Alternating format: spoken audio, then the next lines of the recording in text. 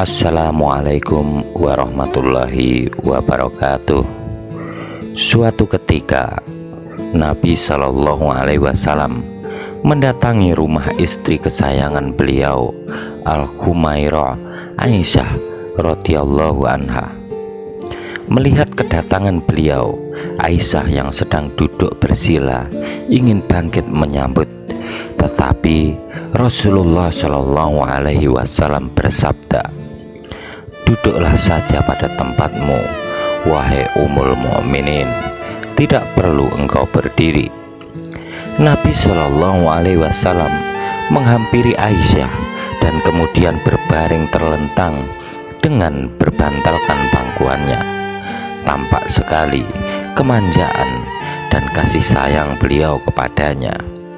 Sepertinya pada hari itu Rasulullah Shallallahu Alaihi Wasallam sangat lelah, sehingga tidak lama berselang beliau tertidur. Aisyah memandangi wajah beliau dengan kasih sayang dan kekaguman. Tanpa disadari, jari jemarinya mengurai jenggot Rasulullah Shallallahu Alaihi Wasallam, dan Aisyah menemukan 19 rambut jenggot yang telah memutih beruban.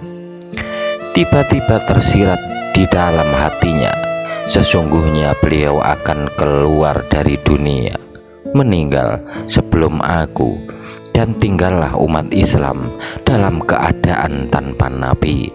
Merasakan kenyataan seperti itu, Aisyah jadi bersedih dan menangis. Air matanya mengalir ke pipi dan menetes jatuh mengenai wajah Rasulullah Shallallahu Alaihi Wasallam, sehingga beliau terbangun. Dengan heran, beliau bersabda, "Apa yang membuatmu menangis, wahai Ummul Mukminin?" Aisyah menceritakan perasaan sedih yang menghantui dirinya, dan Nabi Shallallahu Alaihi Wasallam hanya tersenyum mendengarnya. Lantas beliau bersabda, "Wahai Aisyah, keadaan apakah yang sangat menyusahkan bagi seseorang, yakni bagi ruhnya, ketika ia menjadi mayat?" Aisyah lalu berkata, "Katakanlah padaku ya Rasulullah." Rasulullah Shallallahu Alaihi Wasallam berkata, "Engkau saja yang mengatakannya dahulu." Aisyah sejenak berpikir, kemudian ia berkata, "Tidak ada yang menyusahkan atas diri mayat kecuali ketika ia diusung keluar rumah menuju kuburnya. Anak-anak yang ditinggalkannya akan berduka dan berkata, 'Wahai ayah, wahai ibu.' Begitu juga orang tua akan berkata, 'Wahai anakku, wahai anakku.'" Nabi Shallallahu Alaihi Wasallam bersabda, "Hal itu memang terasa akan pedih, tetapi ada yang lebih pedih daripada itu." Aisyah pun berkata lagi, "Tidak ada yang lebih berat bagi mayat kecuali ketika ia dimasukkan ke dalam liang lahat dan diuruk di bawah tanah.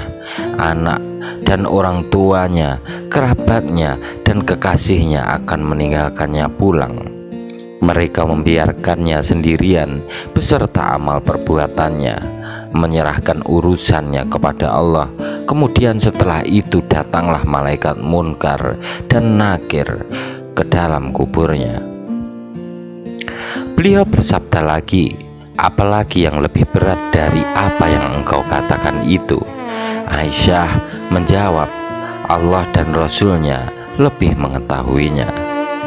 Nabi Shallallahu Alaihi Wasallam bersabda, "Hai Aisyah, sesungguhnya saat yang paling berat, paling menyedihkan bagi mayat adalah ketika tukang memandikan masuk ke dalam rumahnya untuk memandikan mayatnya."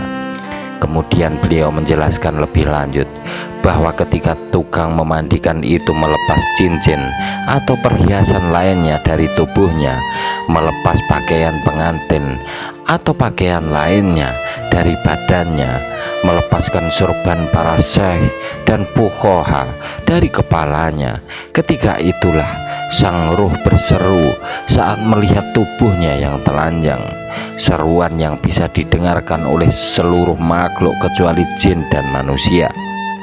"Wahai tukang memandikan, Demi Allah aku mohon kepadamu agar engkau melepaskan pakaianku dan lain-lainnya dengan pelan-pelan, karena sesungguhnya saat ini aku tengah beristirahat dari sakitnya dikeluarkannya nyawaku oleh malaikat maut. Ketika tukang memandikan menuangkan air ke mayatnya, sang ruh berteriak keras dengan teriakan yang didengar oleh semua makhluk kecuali jin dan manusia. Hai tukang memandikan, demi Allah, janganlah engkau menuangkan air yang panas, jangan pula engkau tuangkan air yang terlalu dingin. Sesungguhnya jasadku telah terbakar saat dicabutnya nyawaku. Ketika tukang memandikan mulai menggosok tubuhnya, lagi-lagi sang ruh berteriak, wahai tukang memandikan, demi Allah, jangan memegang tubuhku terlalu keras saat jasadku telah terluka sebab keluarnya nyawaku. Ketika selesai memandikan dan jasadnya diletakkan pada kain kafan dan mulai diikat di bawah kakinya, sang ruh berseru lagi, demi Allah wahai tukang memandikan, jangan engkau ikat terlalu erat pada kepalaku agar masih terlihat wajah-wajah keluargaku, anak-anakku, dan kerabat-kerabatku lainnya. Karena saat ini terakhir kali aku bisa melihat mereka. Aku tidak akan melihatnya lagi hingga hari kiamat tiba. Ketika dikeluarkan dari rumahnya dan diletakkan di dalam keranda, sang ruh berseru lagi, demi Allah wahai para pengantarku, janganlah tergesa-gesa membawaku pergi sehingga aku bisa berpamitan kepada rumahku, keluargaku, kerabatku, dan harta-hartaku. Aku tinggalkan istriku menjadi janda, anak-anakku menjadi yatim. Karena itu janganlah kalian menyakiti mereka. Biarkanlah aku sesaat untuk mendengar suara keluargaku, anak-anakku, dan kerabat-kerabatku, karena aku akan berpisah hingga saat kiamat tiba. Ketika kerandanya dipikul dan keluar 3 langkah dari rumahnya, lagi-lagi sang ruh berseru, hai para kekasihku, saudara-saudaraku, dan anak-anakku, janganlah kalian terbujuk oleh dunia sebagaimana dunia telah memperdayakan aku. Janganlah kalian dipermainkan oleh zaman sebagaimana ia telah mempermainkan aku. Ambillah hikmah dariku. Sesungguhnya aku meninggalkan untuk ahli warisku apa yang aku kumpulkan, dan aku tidak membawa manfaat apapun dari dunia, dari harta yang kutinggalkan. Bahkan Allah akan menghisapku.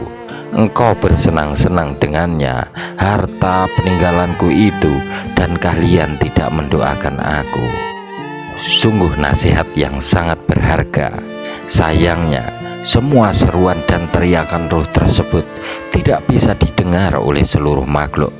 Ternyata jin dan manusia tidak bisa mendengarnya. Padahal justru 2 jenis makhluk itu yang sebenarnya bisa memperoleh banyak manfaat dan pengajaran jika saja bisa mendengar dan memahami seruan sang ruh.